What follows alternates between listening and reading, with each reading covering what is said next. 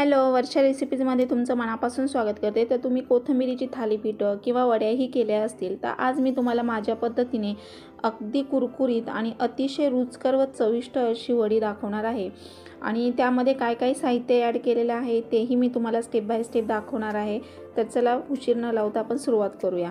तर आता इथे सर्वात प्रथम मी एक जुडी घेतली, ती निवडली कोथिंबीरीची आणि ती स्वच्छ धुतली पाण्याने आणि पाणी पूर्ण निथळल्यानंतर आता मी चिरून घेते। तर चिरताना अतिशय आपल्याला बारीक चिरून घ्यायची आहे, म्हणजे वडी कापताना तुटत नाही। बऱ्याच वेळेला काय होतं की आपण मोठी मोठी कोथिंबीर कापतो वडी करताना आणि सगळं झाल्यानंतर जेव्हा वडी तयार होते आणि तळायला आपण घेतो त्यावेळेला वडी कापतो ना, तर ती तुटली जाते का, तर ती आपण जेव्हा मोठी मोठी कोथिंबीर कापतो आणि मग नंतर ती वडी तुटते। त्यामुळे आपल्याला अगदी बारीक अशी चिरून घ्यायची आहे आणि कोथिंबीर चिरण्या अगोदर पहिली धुवून घ्यायची आहे, म्हणजे त्यातील जे काही जीवनसत्व वगैरे असतं ते आपल्याला भेटतं। आणि जर चिरून तुम्ही धुतली तर त्यातलं सगळं काही जीवनसत्व निघून जातं। त्यामुळे तुम्ही पहिल्या पालेभाज्या स्वच्छ धुवून घ्यायच्या आणि नंतर त्या चिरायच्या आहेत। तर आता इथे मी अगदी बारीक अशी चिरून घेतलेली आहे बघा। आणि ही वडी तुम्ही अगदी प्रवासात अगदी 2 दिवस म्हटलं तरी राहते। फ्रीजमध्ये करून ठेवली, जेव्हा पाहिजे तेव्हा तुम्ही तळून मुलांना टिफिनला वगैरे देऊ शकता किंवा घरातही तुम्ही जेव्हा पाहिजे तेव्हा तुम्ही तळून जेवणाबरोबर घेऊ शकता। तर खूप अशी रुचकर होते। आणि त्यामध्ये काय काय घालायचं तर हे मी तुम्हाला स्टेप बाय स्टेप सांगणार आहे। तोपर्यंत चॅनलवर जर नवीन असाल तर लाईक करा, सबस्क्राईब करा, बाजूचं बेल आयकॉन ऑलवर सेट करा, म्हणजे माझे तुम्हाला व्हिडिओचं नोटिफिकेशन मिळत राहील। आता कोथिंबीर आपली चिरून झालेली आहे आणि आता आपण नेक्स्ट प्रोसेस बघणार आहोत।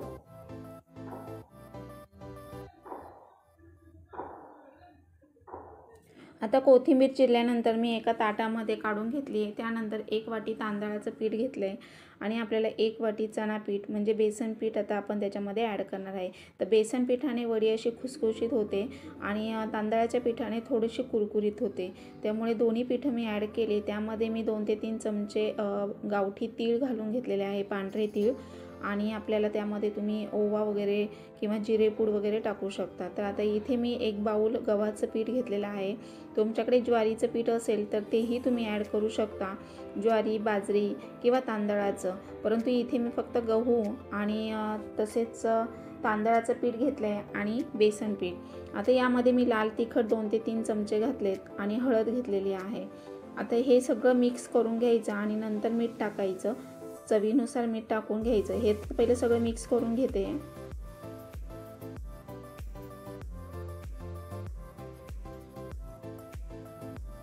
आणि लागत लागत पाणी घालून आपल्याला मळून घ्यायचं आहे।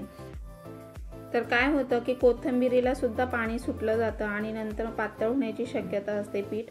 त्यामुळे आपल्याला इथे थोडं थोडं पाणी घालून घट्ट असा गोळा बनवून घ्यायचा आहे। तर कोथिंबीरीची वडी खूप चविष्ट, रुचकर आणि सगळ्यांना आवडणारी, अगदी लहानांपासून मोठ्यांपर्यंत चवीने खाणारी। तर ही कोथिंबीरीची वडी खूप कुरकुरीत होते। तर यामध्ये मी तुम्हाला सांगितलेलं आहे की ज्वारीचं वगैरे पीठ असेल तर तेही तुम्ही ॲड करू शकता। आता हे पीठ मी भिजवून घेते आणि त्यानंतर मग आपण पुढची प्रोसेस बघणार आहोत। जर तुम्हाला तिखट हवे असतील तर तुम्ही यामध्ये आलं, लसूण, हिरव्या मिरचीची पेस्टही ॲड करू शकता, परंतु मी इथे लाल तिखट ॲड केलेला आहे। आणि असा गोळा लागत लागत पाणी घालून बनवून घ्यायचा आहे। जास्त पाणी एकदम घालायचं नाही आहे, कारण पीठ पातळ झालं तर मग वडी अशी म्हणजे कापताना तुटते आणि व्यवस्थित होत नाही। तर आता इथे मी चवीनुसार मीठ घालून घेते आहे। तर थोडंसं मी पहिलं भिजवून घेतलं, म्हणजे मला एक अंदाज येतो मिठाचा, म्हणून मी नंतर मीठ सर्वात शेवटी मीठ ॲड करते। तर आता हे सगळं मिक्स करून घेते आहे आणि मिक्स करून घेतल्यानंतर मग पुन्हा असा चांगला गोळा बनवून घ्यायचा आणि नंतर मग छोटे छोटे रोल बनवून आपल्याला चाळणीला पण तेल लावून चाळणीमध्ये ठेवायचे आहेत वाफवायला। तर हे सगळं आता एकजीव करून घ्यायचे हाताने। तर खूप कुरकुरीत वडी होते, अशी तुम्ही प्रवासात सुद्धा घेऊन जाऊ शकता किंवा तुम्ही अशी बनवून 2 ते 3 दिवस तुम्ही फ्रीजमध्ये ठेवून पाहिजे तेव्हा तुम्ही तळू शकता। तर आणि थोडंसं जर तुम्हाला पातळ असं म्हणजे पीठ असं पातळ झालेलं वाटलं तर तुम्ही थोडंसं चणा पीठ किंवा तांदळाचं पीठ किंवा कुठलंही पीठ तुम्ही घेऊ शकता आणि थोडंसं मिक्स करून ते पुन्हा असा गोळा बनवून घ्यायचा आहे। तर मला थोडंसं ओलसर वाटलं म्हणून मग मी इथे थोडंसं पीठ ॲड केलेलं आहे. आता थोडासा भाग तोडून घ्यायचा आणि जेवढा रोल बनवायचा आहे तेवढं आपल्याला पीठ असं बाजूला साईडला काढून घ्यायचं आहे आणि नंतर गोल असा रोल बनवायचा आणि नंतर स्क्वेअर शेपमध्ये मी बनवत आहे. तर स्क्वेअर शेप कसा करायचा हेही मी तुम्हाला दाखवते, परंतु त्या अगोदर आपण इथे पहिले चाळणीला तेल लावून घेऊया. तेल लावल्याने काय होतं की वडी चाळणीला चिकटत नाही आणि अगदी अलगद निघते. त्यामुळे पहिलं तेल लावून घ्यायचं आहे आणि नंतर मग तुम्ही हे जर पीठ चिकटत असेल रोल बनवताना तर थोडं तेलाचाही हात लावू शकता. तर इथे आता माझं एवढं काही चिकटत नाही, तर असं घट्ट पीठ जर भिजवलं तर मग तेल लावायचीही गरज पडत नाही आणि पीठ असं पातळही होत नाही. तर आता बघा मी स्क्वेअर शेप कसा दिला आहे, पूर्ण राऊंडमध्ये करून घेतलं. नंतर चारही बाजूनी मी असं प्रेस केलं, थोडंसं स्क्वेअर असं शेप दिलेला आहे. तर असं छान चाळणीमध्ये ठेवून घ्यायचं. जी मोठा रोल केला आहे तो मध्ये सेंटरला ठेवायचा आणि बाकी साईडने मग छोटे छोटे असे बनवायचे. तर आता हे परफेक्ट पीठ झालेलं आहे. तर माझे 4 रोल बनू शकतात आणि ते असे चाळणीत नंतर ठेवून घ्यायचे. तर आता बघा पहिलं असं पीठ मळून घ्यायचं, नंतर गोल शेप द्यायचा, राऊंडमध्ये करून घ्यायचं आणि नंतर मग चारही बाजूनी असं प्रेस करायचं. साईडला 2 टोकं आणि त्यामध्ये मध्ये प्रेस करायचं. तसं प्रेस केल्याने काय होतं की स्क्वेअर शेप येतो वडीला आणि वडी पण छान दिसते. तर बऱ्याच वेळेला आपण राऊंड शेपमध्ये करतो गोलाकार, तर तुम्ही कधी अशीही करून बघा, तर छान दिसते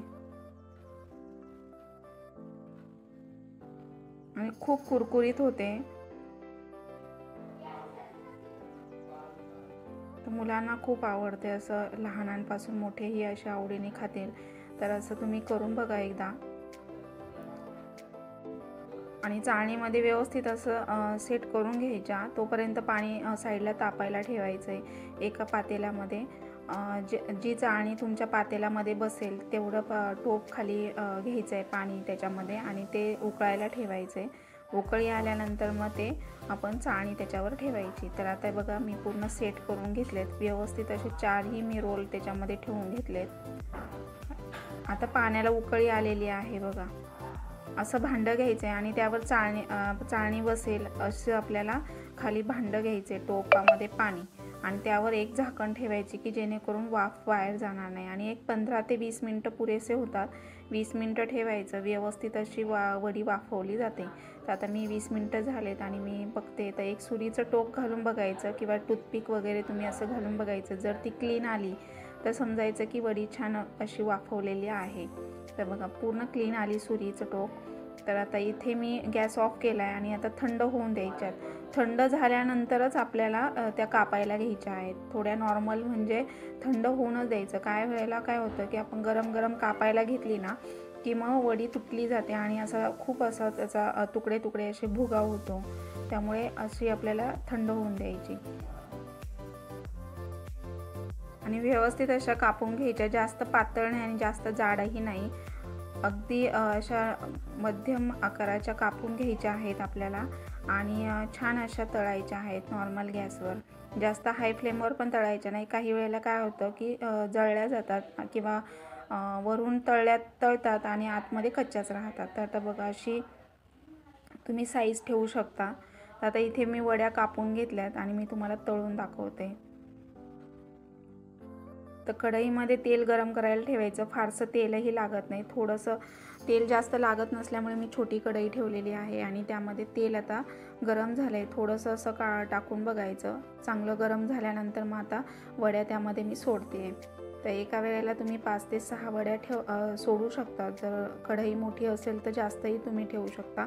तर आता इथे मी 6-7 अशा वड्या मी तेलामध्ये ठेवून घेतल्यात आणि अगदी नॉर्मल गॅस ठेवलेला आहे. जास्त पण स्लो नाही किंवा जास्त हाय फ्लेमवर तळायच्या नाही आहेत.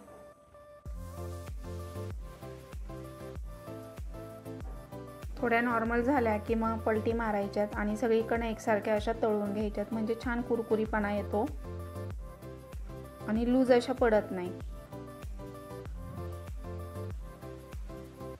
तर नक्की ट्राय करून बघा आणि कशा झाल्या कमेंट बॉक्समध्ये सांगायला विसरू नका.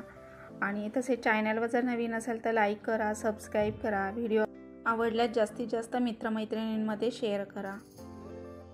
तर आता बघा वडीला खूप छान कलर आलेला आहे, सगळीकडनं एकसारख्या तळलेल्या आहेत. अशा पलटी मारायच्या आणि थोडं तेल निथळून द्यायचं आणि नंतर मग एका प्लेटमध्ये काढून घ्यायच्या आहेत.